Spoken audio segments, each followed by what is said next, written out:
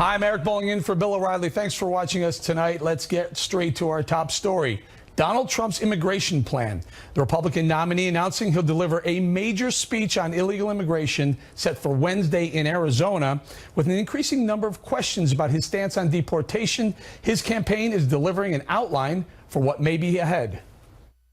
First, there is still no amnesty. Secondly, he's building that wall. That has been the centerpiece of his candidacy and his immigration vision from the beginning, and it has not changed 1 inch. Third, we have to end these sanctuary cities. He has said that if you want to be here legally, you have to apply to be here legally. We all learned in kindergarten to stand in line and wait our turn. And he is not talking about a deportation force, but he is talking about being fair and humane, but also being fair to the American workers who are competing for jobs, being fair to all of us who want secure borders and want the law enforced. Joining us now from Dallas with reaction, Katrina Pierson, national spokesperson for the Trump campaign. Katrina, let's start with that immigration plan. I hear that. I hear no amnesty. I hear build the wall. Let's zone in on that deportation. No deportation force, but will he suggest the 11 or 12 million leave and come back? Absolutely. That part of the policy has not changed, just not using those same words. Those words actually came from a journalist that sort of carried into Mr. Trump's policies. He absolutely wants illegal aliens to leave the country and get in line, as you heard Kellyanne Conway just state. We have to secure the border. This is not just about immigration. This is about human trafficking. This is about drug trafficking. These are things that affect American citizens on a daily basis. And we have to enforce current laws on the book. And we have ICE, Eric. That is the current deportation force that we have in the United States. And we have to give them the ability to do their job efficiently and effectively. Ending sanctuary cities is going to be key, and having a functional E-Verify system to make sure that Americans are getting the jobs in this country. By the time we complete those 4 stages of Mr. Trump's plan, there's not going to be 11 million people in this country illegally. And once we get to that point, Mr. Trump is going to lay out on Wednesday what he wants to do with those 11 million or less who are going to be here by that point. Yeah, Katrina, what's interesting to me is President Obama has prided himself on deportations for the last 8 years. In fact, he calls himself the president who's deported more illegals than any other president. I think the number is almost 3 million deportations under President Obama. Yet the left will point the finger at Donald Trump, saying that's cruel. Well, and that's because it's a Republican saying those things. And the one thing that you won't see under a President Trump that we currently see under President Obama and the Obama-Clinton administration is that he will not be releasing criminal aliens back into the population. That would be an automatic deportation. Mr. Trump wants to prioritize this process. And of course, we can't get all of this done in the first day of office. This is going to be a process, and Mr. Trump wants to outline his priorities. Because at the end of the day, in November, you have 2 choices. You have a candidate that wants to crack down on border security, get criminal illegal aliens out of the country, and focus on putting American families first. Or you can have Hillary Clinton, someone that in the first 100 days of her office wants to give amnesty, someone that's not even concerned with the borders in this country. Katrina, last question. Something that's an issue that's near and dear to this show right here, sanctuary cities. Now, will Mr. Trump recommend no sanctuary cities in the United States? Oh, absolutely. We absolutely have to get rid of sanctuary cities. You know, I'm here in Texas, Eric, and this is something that we've been talking about for a very long time. It hurts American families, and Mr. Trump wants to make America safe again as well as great again. And that is going to be one of the most critical steps, is to end those sanctuary cities. Okay, let's turn the topic to the Chicago tweets. Over the weekend, Dwayne Wade's cousin, Nakia Aldridge, was murdered. She was shot bringing her child after signing up for school. Mr. Trump tweeted, and he's getting a little bit of heat for the tweet, that the African, here's his tweet right here. Dwayne Wade's cousin was just shot and killed walking her baby in Chicago, but what I have been saying all along, African Americans will vote Trump. Now, the issue being that he tweeted that first and then tweeted condolences afterwards. So what is this all about? Is this a timing issue, or is this politics? Well, it's a timing issue. And look, this is not the first time Mr. Trump has pointed out senseless violence in a community like Chicago. This has been an ongoing discussion that he's had for a very long time. And even though we have a lot of people in the media and the talking heads out there saying that Mr. Trump hasn't made an attempt to go into these communities, he went to that community in March during the primary, Mr. Trump is very concerned with communities like Chicago and Baltimore and Maryland simply because they have no voice. And Mr. Trump is the first Republican candidate in a very long time to ask for a chance to be that voice for them. And that's what this was about. Okay, so some of the pushback has been that Mr. Trump will make these this outreach to the African-American community, the minority communities, Hispanic communities, but he'll do it in front of a white audience. Will that change going forward?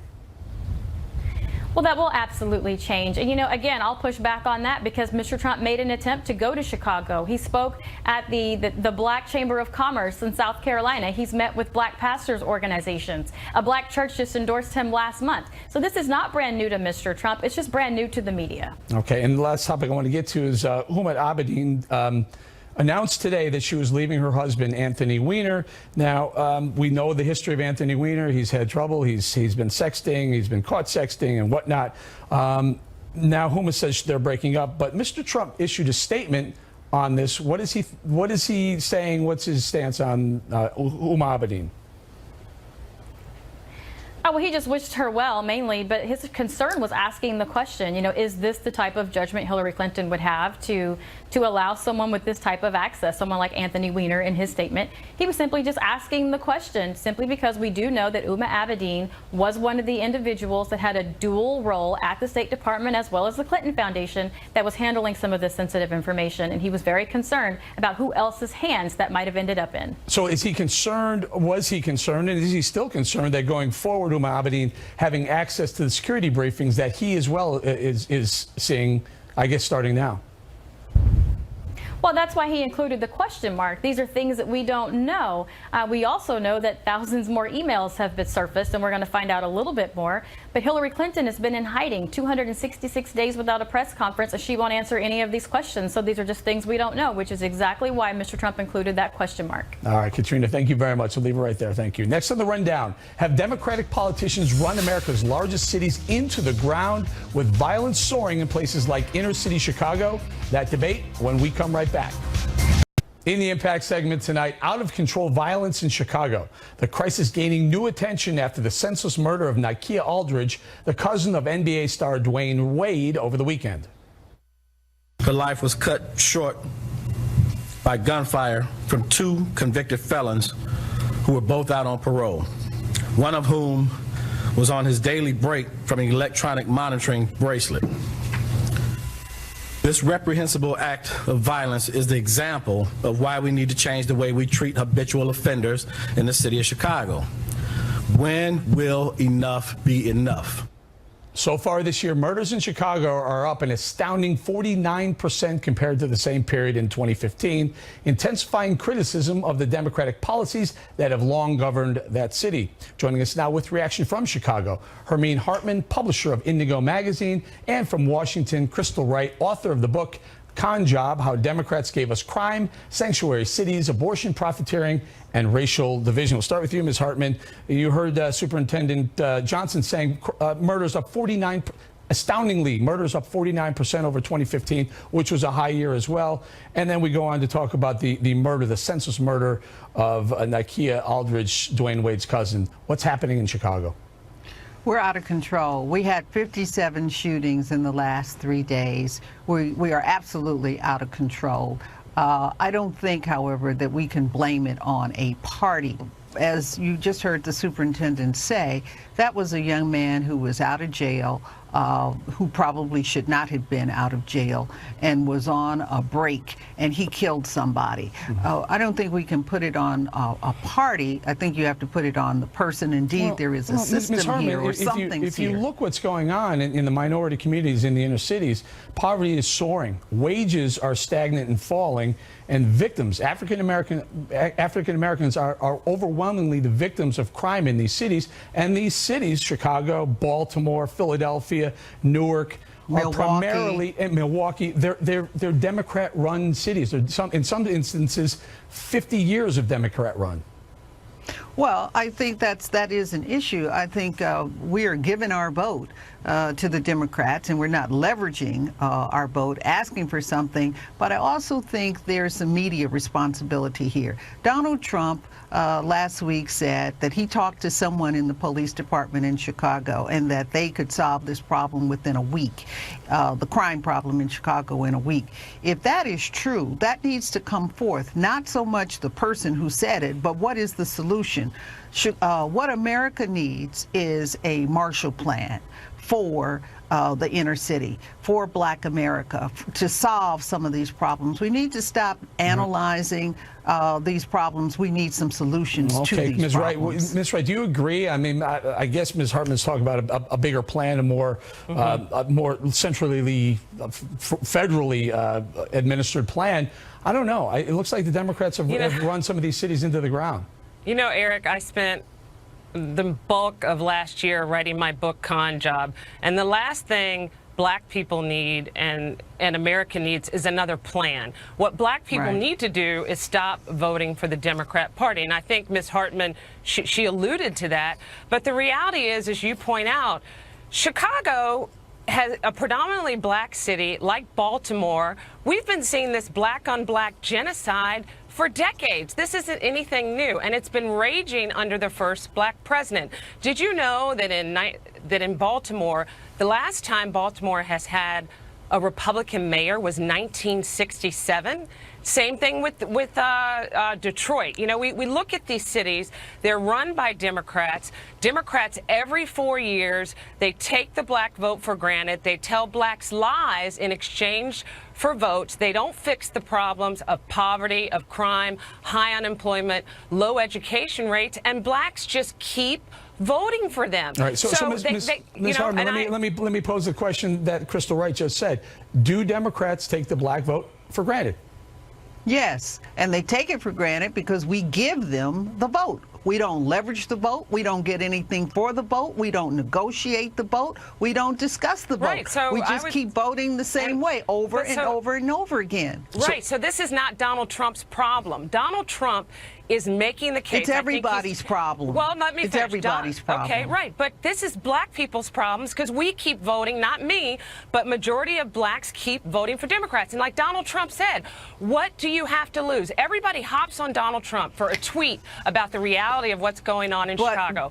But let me say this. He said, what do you have to lose? What is sad? But he didn't say what you would gain. Ms. Hartman, so you're going to gain. Guys, can I jump in here? These Ladies, candidates, if I may, let me all of these candidates are making promises, but they are not telling us what they would exactly do. So stop. Hold on 1 second. Let me go through a couple of things, a couple of policies, and we can talk about them for a couple of minutes. The policies that Donald Trump has proposed: school choice.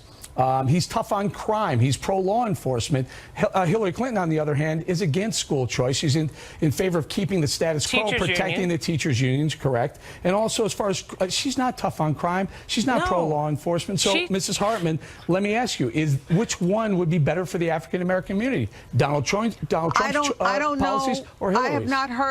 I've not heard what the Trump plan is. I've heard Trump criticize. No, you haven't. Eric it's not just Trump. No. What you heard, that's not what you heard. What you heard is Trump say that he spoke to someone in the police department in Chicago and that they could stop the crime within a week. Right, well, how would they stop it? What would they do? What's the solution? He said he was going to be the pro-law enforcement president. He also said he's in favor of school choice. You're not dealing with what I'm saying. Allow me to give Ms. Wright the final word. Thank you, Eric. Eric. Here's the reality, and I write about this at length in my book, Con Job. The Democrats' policies have created and they have exacerbated and perpetuated all the problems that have affected Blacks over the last half century. When you talk about crime, the Democrat Party wants to support welfare policies that reward Black women who are having babies out of wedlock at a rate of 75%. Disproportionate to our share of the population at 13%. Those are the policies that Democrats support when it comes that don't help Black Americans. They keep black Americans trapped in poverty. And illegal immigration. Every time illegals come and flood into the country, guess who loses jobs? Ladies, I'm going to say thank you very much. I hate to cut you off up against the hard break. Thank you very much. A quick footnote. If you want to learn more about what is driving the high murder rate in Chicago, check out the latest episode of the Contributing Factor podcast on BillO'Reilly.com or iTunes. That podcast currently has a 5-star rating on iTunes. In the Unresolved Problem segment tonight, race relations in America, NFL quarterback Colin Kaepernick igniting backlash after sitting in protest during the National Anthem before a preseason game last week. Kaepernick defended his decision yesterday. There are a lot of things that are going on that are unjust, people aren't being held accountable for, and that's something that needs to change. That's something that, this country stands for freedom, liberty, justice for all, and it's not happening for all right now. There's a lot of things that need to change. One specifically is police brutality. People being murdered unjustly and not being held accountable. Cops are getting paid leave for killing people. That's not right. That's not right by anyone's standards. And Kaepernick was not done there, even lashing out at both Donald Trump and Hillary Clinton. You have Hillary, who's called black teens or black kids super predators. You have Donald Trump, who's openly racist. We have a presidential candidate who's deleted emails and done things illegally and is a presidential candidate. That doesn't make sense to me, because if that was any other person, you'd be in prison. So what is this country really standing for? Kaepernick says he plans to keep sitting during the National Anthem before upcoming NFL games. Joining us now with reaction, Attorney A. Scott Bolden. Now, I got to say, Attorney Bolden, you're going to say this guy should be thrown out of the NFL, right? Well, no, I think he ought to be in politics, quite frankly. He had a little bit for everybody there. And I'm a big football fan, just like you are. I'm a huge football fan. I'm also a free speech advocate. But I got to say, I think he went over the line here, Mr. Kaepernick. Here's a guy who signed a 6-year, $114 million contract. It's pretty good in America, is it not? Yeah, but you see, when you say that, you link his income, you link his opportunity and his privilege to play in the NFL with his social consciousness, with his belief. And athletes have a consciousness, they have a belief, they are human beings as complex as you and I are, and we put them in this sports box. And we don't want them to do anything but play sports, perform, get paid, and provide us with enjoyment. And yet, every time an athlete has a social consciousness, who speaks out on politics or religion, such as Muhammad Ali or John Carlos or others, we have a problem with that. We have to stop having a problem with that. I don't have a problem with him speaking out against Donald Trump or Hillary Clinton or both of them. I have a problem of him sitting during the National Anthem. Here, the reason why he's able to make $114 million in 6 years is because tens of thousands of military personnel have died protecting our freedoms that allow for that to happen. Absolutely. You're absolutely right. And just as you have the right to disagree, you have a right to not like him sitting, even if you find it disrespectful, his manifestation of his protest and consciousness, those same military folks have earned him the right to manifest his protest in that manner. Now, granted, he can protest in any other manner, too, that would probably be less challenging. But when is it comfortable to protest? When is it ever comfortable to give your social consciousness and to make people uncomfortable? His manifestation is to make people like you uncomfortable. I'm in favor of protests. I understand that we protect that free speech freedom and the right to protest. I understand that completely. It's just when a guy like this is acts so hypocritical. Now, here's a young man who was raised, who was here's the hypocrisy of it all. Kaepernick was raised by white parents, right? Isn't he a biracial black man raised by white parents? So what? Well, don't we have a biracial African-American president?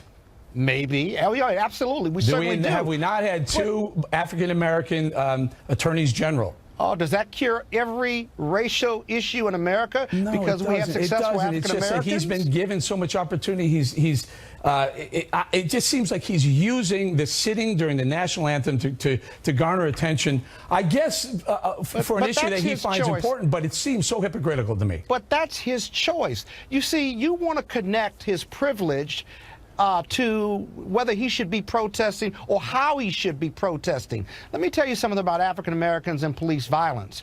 Class may separate us, but race ties us together. That is, many African American men, whether they're rich, middle class, or poor, have had bad experiences with the police. And does he lose his consciousness and what he cares about mostly, or his choice to even protest simply because he's got a multi-million-dollar contract and he's in the sports box? Let me ask you this.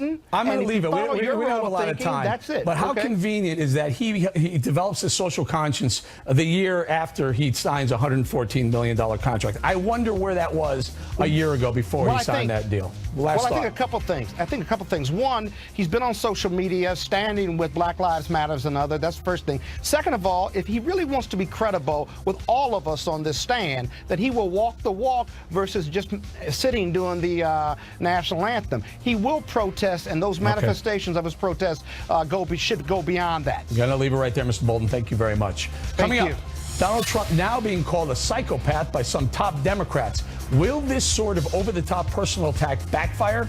Stay tuned. In the election 2016 segment tonight, are Democrats crossing the line with Donald Trump? Over the weekend, the personal attacks against Trump intensified to an outrageous new level. I mean, basically, we have a psychopath running for president. I mean, he meets the clinical definition, okay? Wait a minute. Hillary Clinton, wait a minute. Yeah. Do you really think diagnosing people on air, and I assume you don't have a degree in psychology. Is that fair? I mean, we're jumping to conclusions here. I think this is what gets voters a little frustrated with this campaign. Listen, the grandiose notion of self-worth, pathological lying, lack of empathy and remorse. So my point. So I think he does, right? I don't have a degree in psychology. Harsh to be sure, but does the alarmist language mean Democrats are worried about Trump?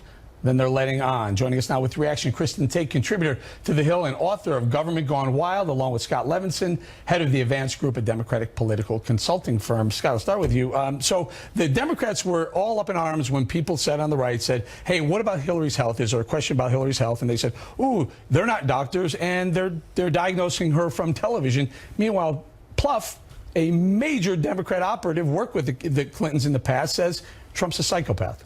So, Eric, there are a lot of things we could debate in this campaign. We could debate whether he's an isolationist or a xenophobe for the wall. We can debate whether it's prejudice or racism for his association with David Duke. We could discuss whether he's sexist or misogynist. Is it fair for Pluff to go ahead and we call could him a discuss psychopath whether it's sexist or misogynist because of what he's done right here on this station. We can debate whether he's a psychopath. I'm asking a simple question. Is it fair for Pluff to make that assessment? The real issue is he presidential? You don't want to answer the question. He's not presidential. Kristen, let's go to you. Is it fair for Pluff, some high-level Democrat like that, so close to the Hillary camp, especially in light of the pushback that they gave the people on the right about diagnosing Hillary's health on air, should they be doing that? Well, this is the Democrat Party of today, and you want to talk about a psychopath? Let's talk about Hillary Clinton, because all of the symptoms that he listed describe Hillary 100%. Well, he said really a grandiose notion of debate. self-worth. Hillary Clinton believes she deserves to be president just because of her last name. This is a woman who has not driven a car since 1996. She lectures the middle class while wearing Eric, this is actually prime Let's go through the for list. the debate. If we're going to have a presidential campaign, maybe we should raise the level of discourse in this country. Maybe we should actually talk about just the 2 issue. seconds ago, you didn't have any problem with Pluff saying what he said. Now you have a problem with Kristen saying exactly what Pluff said about. In general, I said there are real issues to debate in this campaign, and I raised specifically what they were. The hyperbole doesn't help anybody, Eric. We should raise the level of Pluff shouldn't have done what he had done. In general, he doesn't have a medical degree. Well, he shouldn't have done it, but if anyone is a psychopath, it's Hillary Clinton. But again, this doesn't help. I can't have a problem with David Pluff saying, so I have a little bit of a problem of you diagnosing Hillary's. Why not diagnosing But actually, her? why don't we have a little discussion about whether Donald Trump's behavior is in any way presidential? Because that's something that's because that's not what this topic. This segment is about the ratcheted up rhetoric by high-level Democrats. And my question to you, I'll start with you, Kristen, is it because they're worried that they haven't put Donald Trump away yet? In fact, his poll numbers, The Hill just pointed out, in a week, he's cut the lead that Hillary had in half. Yeah, well, of course. course, this just shows they're kind of panicking here, right? But again, this is the Democrat Party of today. I don't know what happened to the party of JFK. The Democrat Party at this point is just run by incompetent thugs and special interests. We'll ask and you know, Jeb Eric, Bush about I what don't happened to love the Donald Trump, but the Democrat Party has become so dangerous that I personally have had to put aside my libertarian beliefs to support Trump because I want to do everything possible to keep I'll Hillary pose out the of same question office. to you, Scott. Is the ratcheted up rhetoric from the Democrats because they're nervous they haven't put Donald Trump away? There's no doubt about it. We should be afraid of a Donald Trump presidency. There's a lot to be afraid of. I'm afraid of a Donald Trump presidency, and I think Americans who are smart-minded and sane should be. So call him a psychopath. That's the way you fight. Again, that's the way you push hyperbole back on doesn't help Trump's anybody in raising the discourse. But you know what, Eric? But the one thing we can agree on, he's not presidential. That's clear. This is not going to help the Democrats at the end of the day. You know, where they're trying to get the 10% of undecided voters here. And when people hear these things thrown around like, oh, he's a psychopath, people start to roll their eyes and giggle.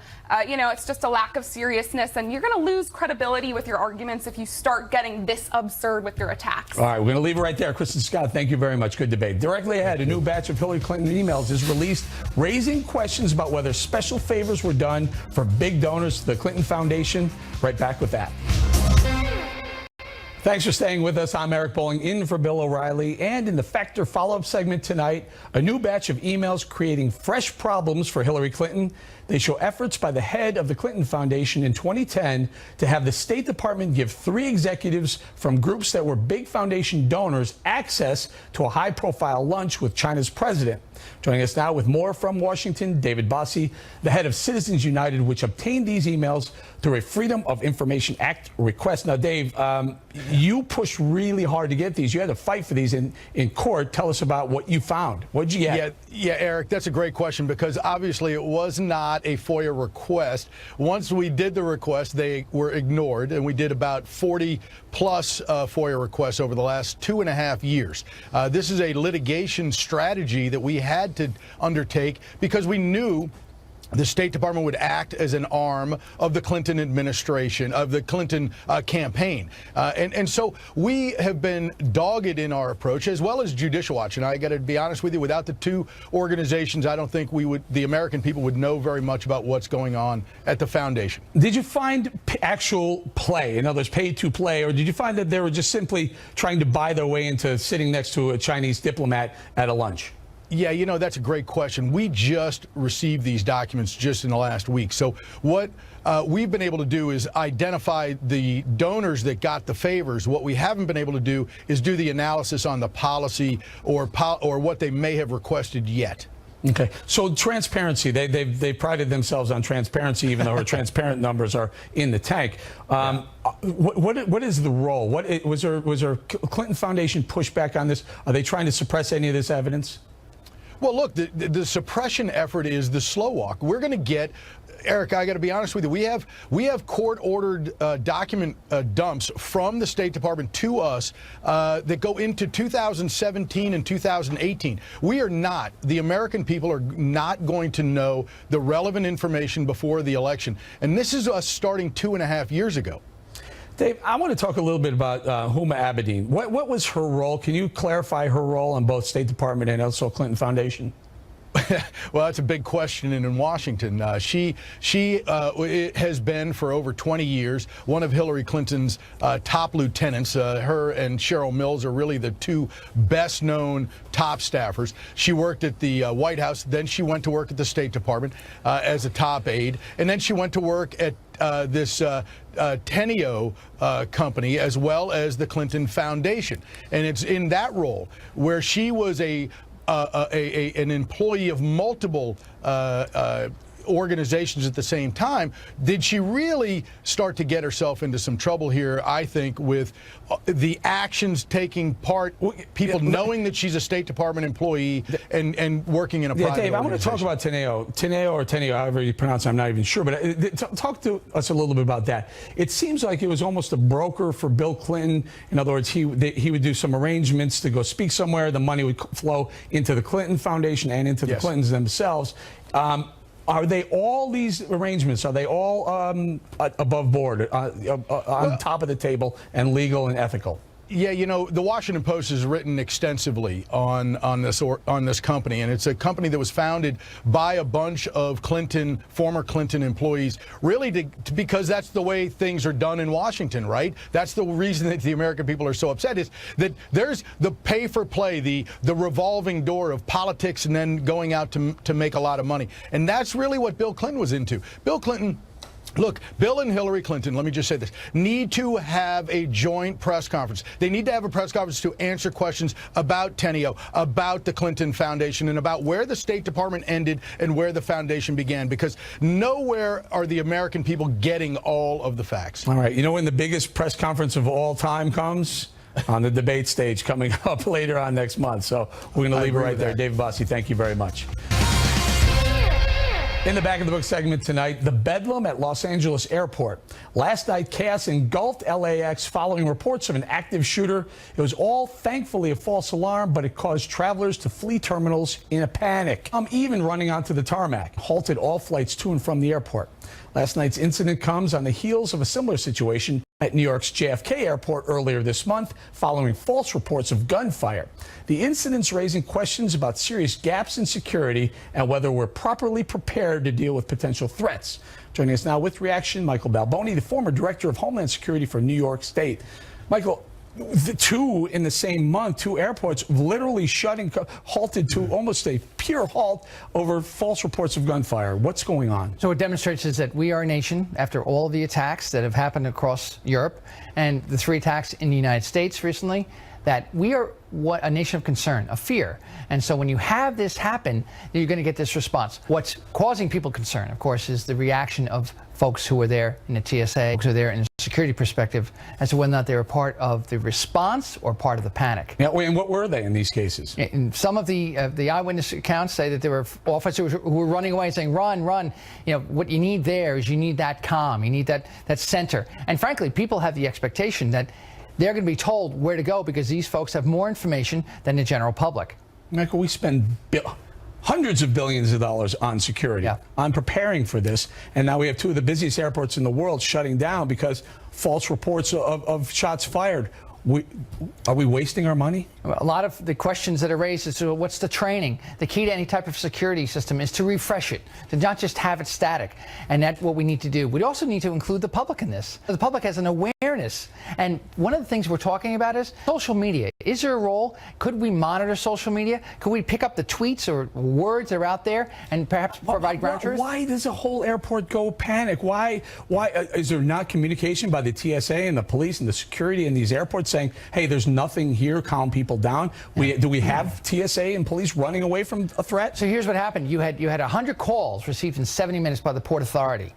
And yet it was no specific threat. You were chasing a ghost, and it was multiple facilities. So the problem is, what do you tell people? If you could stop at people and say there is no threat. Well, why don't they? Why didn't they? Sure, they could. What about an announcement? What about an announcement over you can locate a passenger? Can't you say there's no threat here? Calm down. So here's the challenge. Most active shooters are done within 5 minutes. It happens so fast. And so the question is, if you don't know specifically where the problem is, how do you respond? How do you make sure that it's not a problem? Okay, so earlier in the day, I believe there was a man in a Zorro costume that was arrested at LAX. Yeah. Do you think there was heightened tension among even the security and law enforcement all day because of that?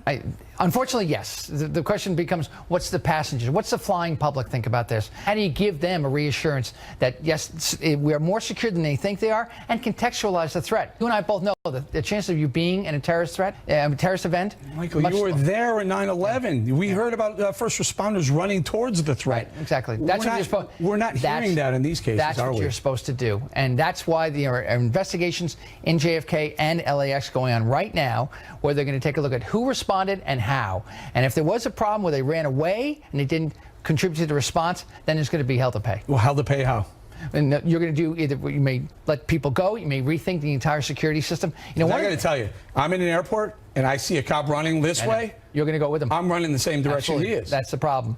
And everybody assumes that they know more than everybody else. That may not actually be the case, particularly when there's a non-specific threat like this that's out there. Quickly, is this a money issue? What is this? We need to spend more money? It's a training issue. Training equals money, right? It sure does. All right, we'll leave it right there. Michael, thank you very much. Thank you. And before we go tonight, a quick reminder from Bill that his upcoming book, Killing the Rising Sun, will be out September 13th. Get your pre-orders in now. And if you sign up for a BillO'Reilly.com premium membership, you'll get that book free. Also, I have a really, really good idea. If you need a good book to kick back this Labor Day weekend, you can check out that bestseller right there, Wake Up America. It's pretty good. I wrote it. And that's it for us tonight. Thanks for watching. I'm Eric Bolling in for Bill O'Reilly. Please remember, the spin stops right here because we're looking out for you.